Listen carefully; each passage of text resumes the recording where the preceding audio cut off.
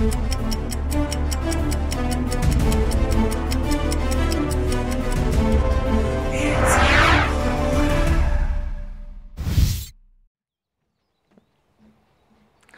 folks, it's Susie from Boat Time. In the last episode we have met James at Portumna Castle, and this time we are going to see Christy, an archaeologist, and he wants to tell us everything about the ruins beside the Portumna Castle. It was a church, I think, so we are excited to hear everything about this.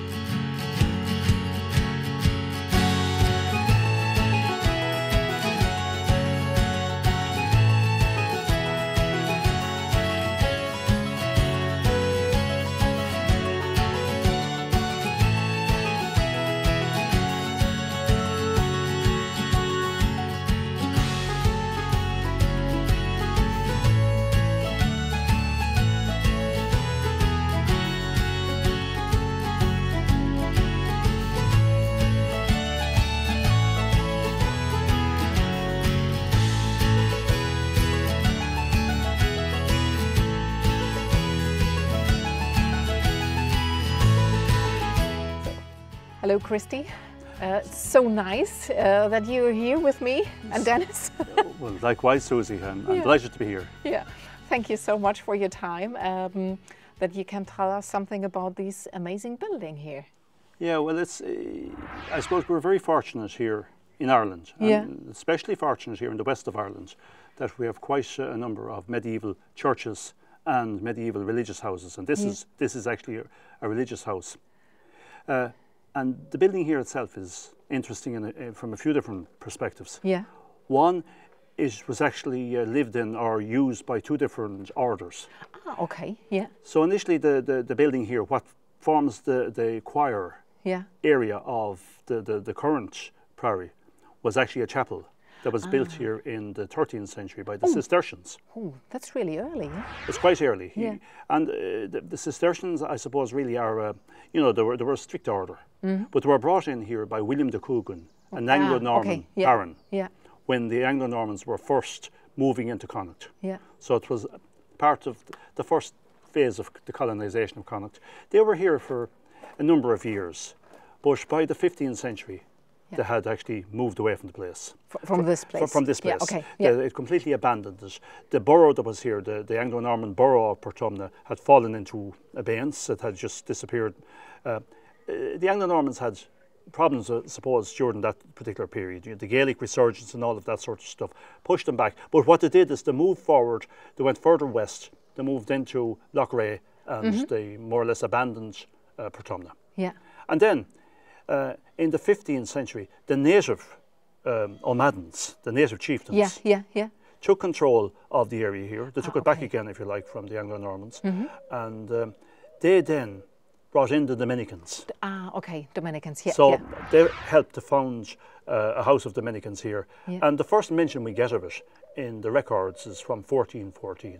1414? 1414. Oh, wow. And we're told in the records that the Pope of the time, John the 23rd, Pope John, there was two John the 23rds, there was one in the 1960s to confuse things, but anyway, people that understand their papal history will understand what I'm talking about.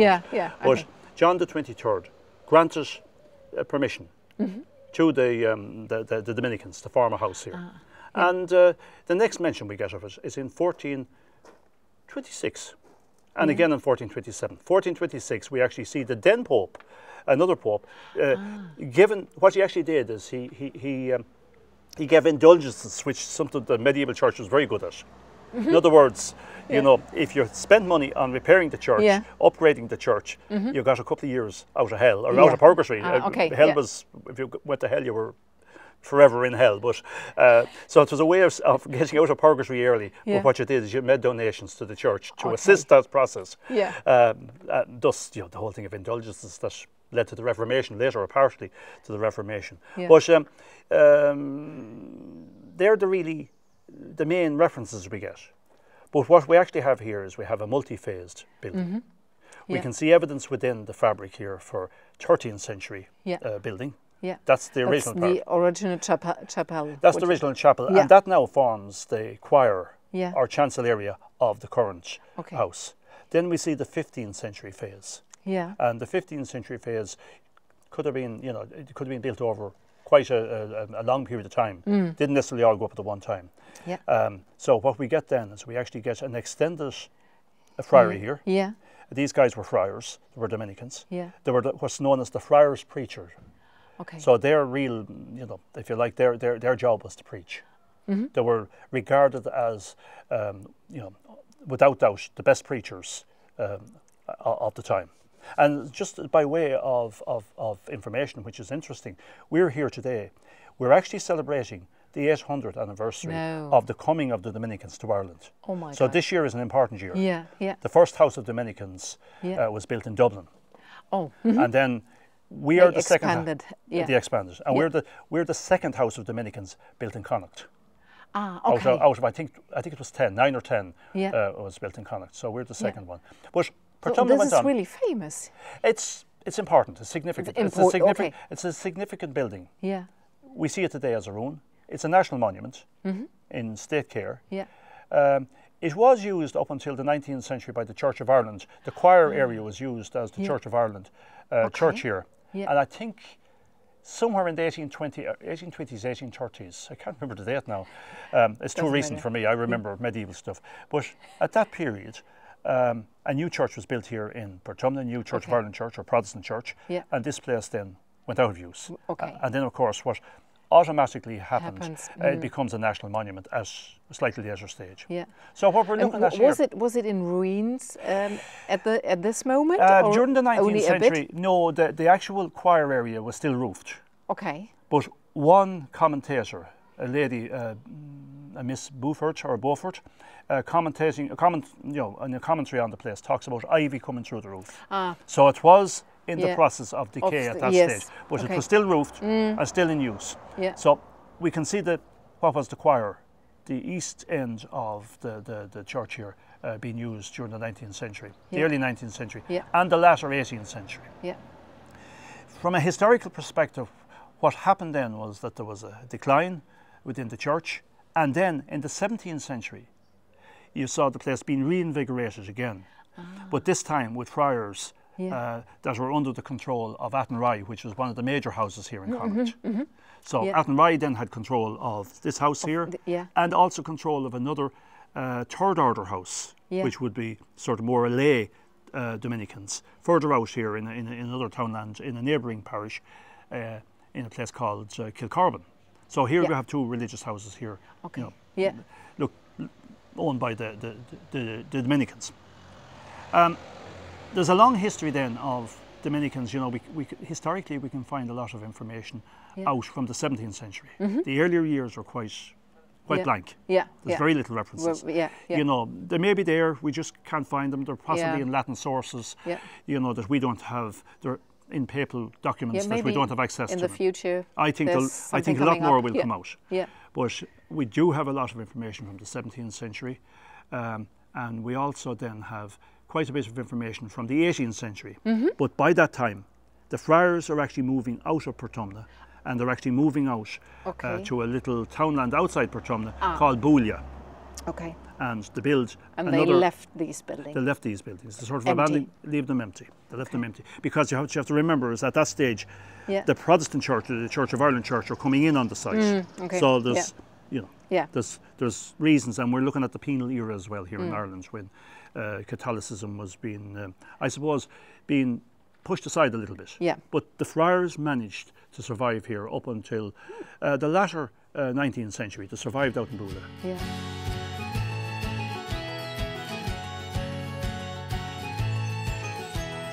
Architecturally, the building is interesting. Yeah. There's a lot to be seen here from an architectural perspective. You see all the bits and pieces and how it raised. Yeah. Absolutely. Yeah. We'll say, for example, you know, I've mentioned the 15th century when the building was built. Yeah.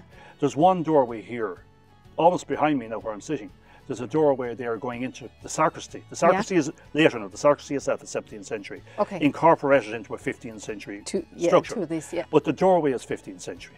And when you look down at the bottom of the doorway, what you see is a little figure, a little carved head, an inverted head. An inverted head. Okay. An inverted head upside down. Yeah. Now, you know, for those of us that are interested in religious symbolism and iconography, you have to ask the question, you know, why? What's that representing? Yeah. It's very hard to answer that question. You could suggest, because St. Peter's name comes up here, in some instances this place is referred to as dedicated to St. Peter and Paul. Other instance is dedicated to St. Peter Martyr, which is a different saint. Is it different? Okay. And then it's also dedicated to Our Lady, because, you know, it had a dual, if you like, dedication. Yeah. But, for example, if it was St. Peter and Paul, St. Peter was crucified upside down. Ah, okay. He didn't want to be... maybe it could be St. Peter. Yes. But chances are it's not. But it could be St. Peter. You know, we sort of look for answers and come up with what might be with theories. Yeah. So it may be Peter. But if you were to speak to the locals here, especially to some of the older folk and the children as well that have been told the stories, the local people here would say it actually represents the devil. Oh, okay. You know, the head is upside down. He's evil. He's, you know, there's something dark about this part. Down very low in the pecking order. And it could actually be the devil. And what to do is they actually spit at it, because they spit at his head or this face. Okay. So it's just a local a folk tradition. A tradition, yeah. So that's a good one. If we were to go to the west doorway, the west doorway is quite unique, because if you look at the west doorway, the doorway itself is actually shaped. It's almost ogee shaped. It's almost shaped like a lighted candle. Yeah. It's quite unique. Personally, I don't know of any other doorway in the country that's shaped like that. It doesn't mean that there aren't others. It just means that I don't know of them. Yeah. I'm just thinking. No, I haven't recognized anything similar. No, I've spent my life looking at stuff like this, and I haven't seen anything like that. Experience, so. but it's an interesting and unique doorway.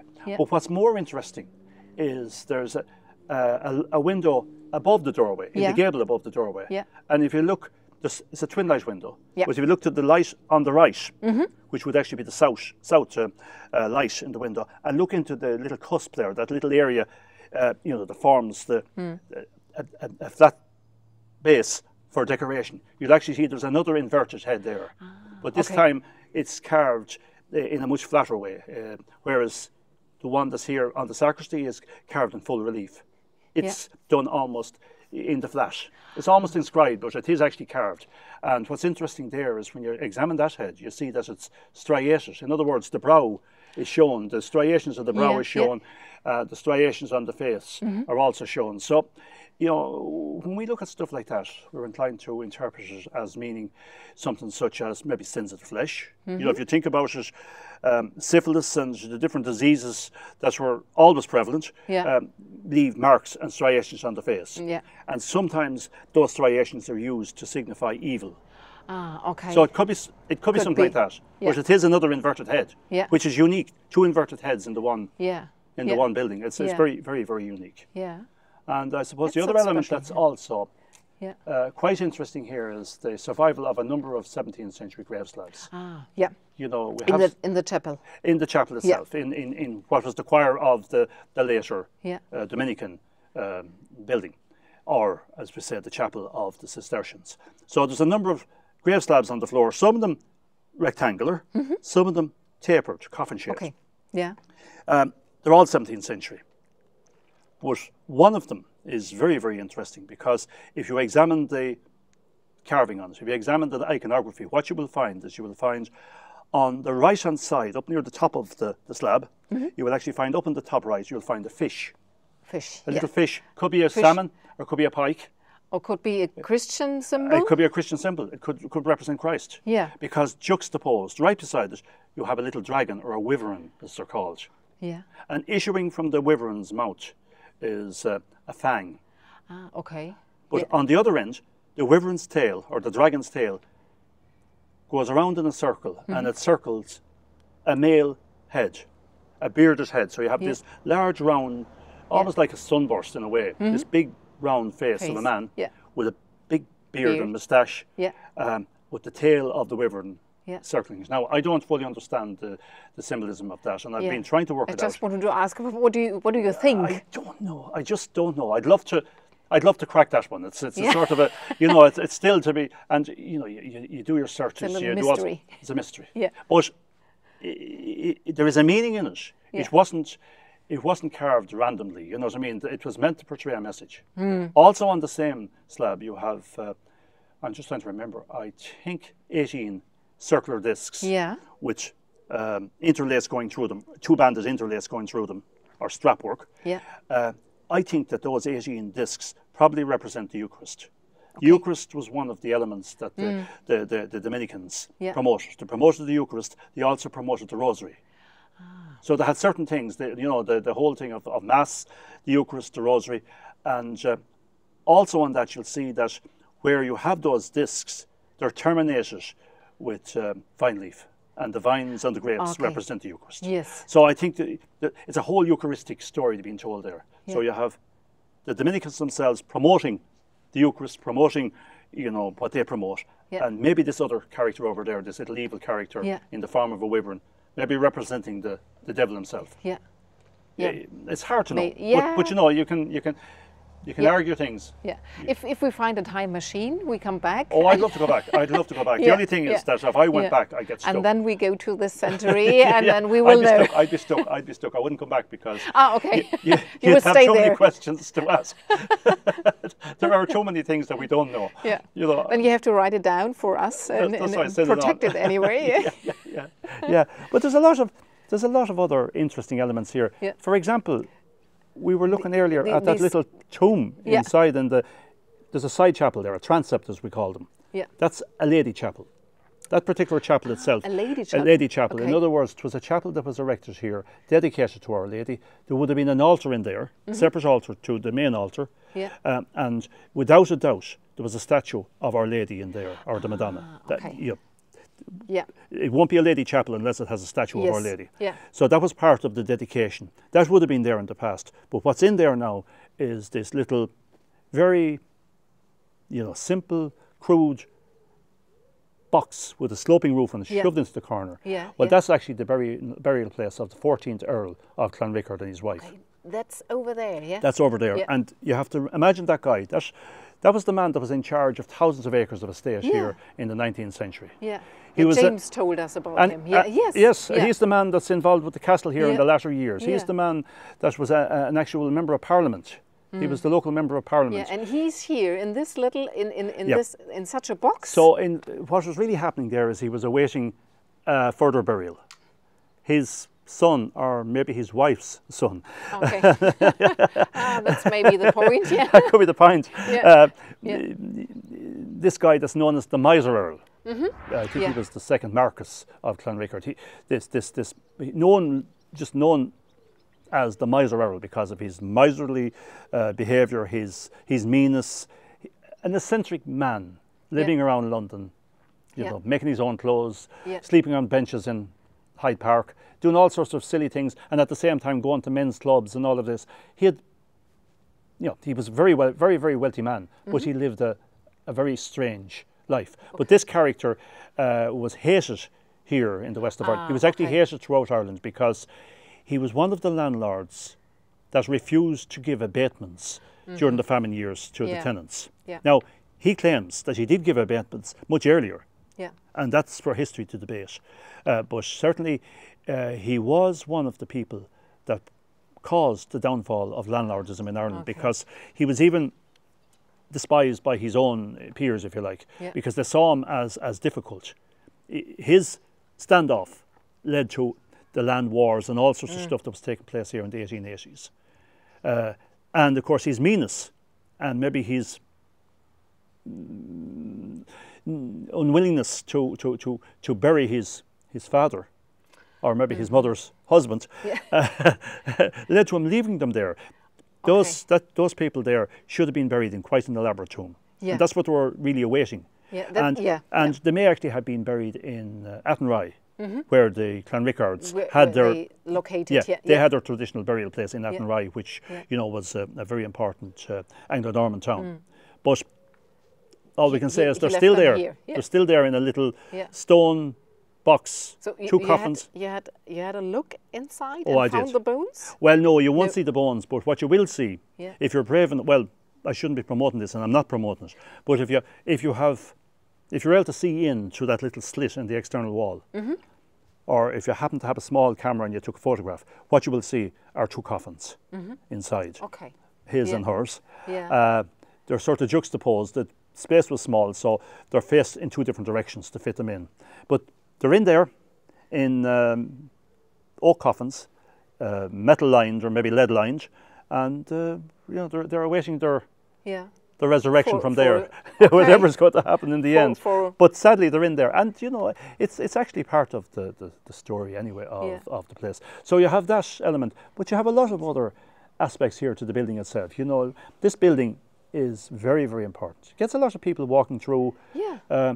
We're very fortunate to have a building like this that people can literally walk in off the road and visit. Amazing. Yeah. We will love this.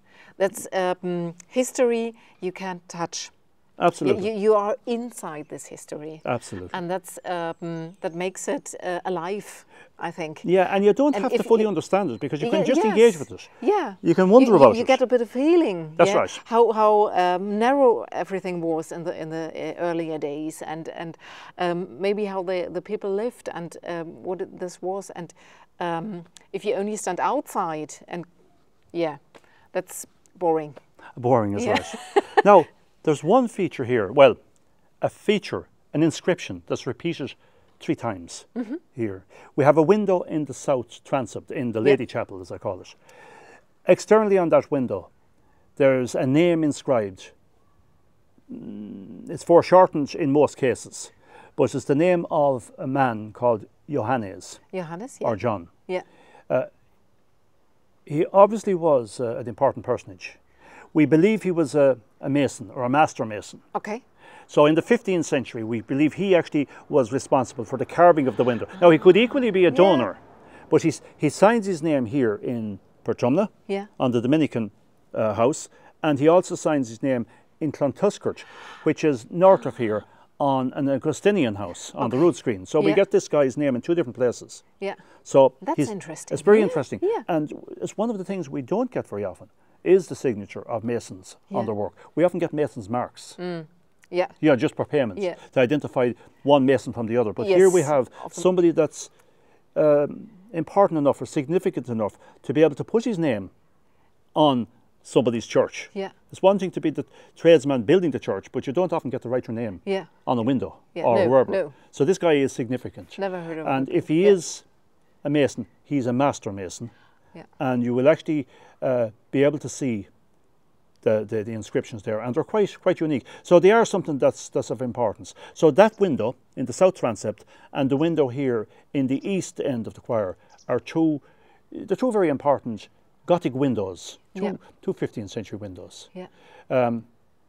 You'll also, when you examine the building, when you go to that space between the choir and the nave, referred to as the crossing generally, if you look up, you will actually see there was a tower there in the past. The tower has collapsed. Yeah. The tower was there, and you have to imagine a few things when you come into these buildings. You would have the choir at the top, where the friars congregated and sat around at their stalls. But then down in the main body, in the nave, you would have the ordinary proletaries. You would have the congregation, the community people. But there would have been a division between one and the other. The ordinary folk weren't allowed up into the front. There would have been a screen across there. You also have to imagine things such as altars. We have no idea when we look.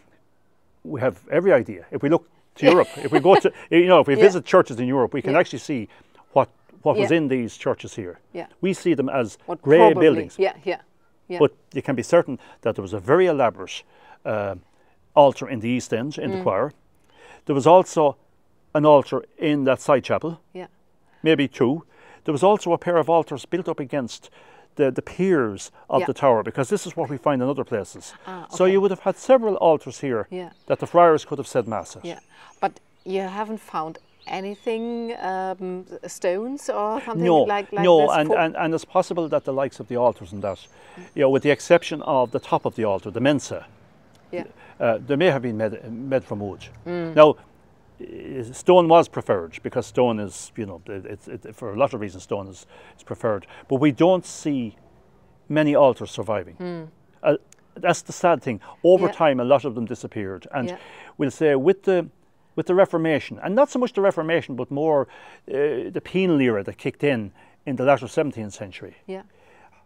A lot of these houses were left to their own devices, especially parish churches, more so than religious houses. And you find with the parish churches that worship was stopped, priests couldn't train up, they couldn't show in public, and the churches fell into ruin. And when you think about the Irish weather, the rain, the inclement weather, give a roof, 100 years or 150 years, the roof starts to fall in, and eventually when the roof falls in, the plaster is washed off the walls, and eventually you're left with ruinous buildings. They weren't pulled down, they just they disappear. Disappear. Yeah. Year for year. Year for year. A bit more. Yeah. But there's a lot of things that we have to sort of imagine. We have to imagine these buildings lit, you know, candlelight in them. We have to imagine pulpits in them. We have to imagine wall paintings. All of the elements that you'd expect to find in any medieval church or any medieval monastery or religious house. Yeah. And that's why I love visiting the religious houses in Europe. I visit a lot because you can actually see what we're missing. Yeah. Even here, we know, when you look at the windows here, you can actually see the glazing grooves for holding glass. Your people say, was there glass on these buildings? Of course there was. They didn't sit in there in the cold. No. And in the 15th century, they were putting glass in there. The thing that we can't say for sure is that there was actually stained glass here. There possibly was. Yeah. If you had somebody of the significance and importance of Johannes carving a window here, well, there's every possibility that whoever patronised that work or somebody else patronised the glass, and the glass could have been, but without excavation, we won't know. No. You know, you need excavation for that. So that's another day's work. Yeah, that's great. So now we have a little walk around. Yes. And find all the things. Yeah, I'll point them out to you, and you can just talk about them. Yeah. And then if I put them on the studs, at each pillar, there's a different symbolism at every corner and every pillar. There's places where they're challenged by the devil. There's all this.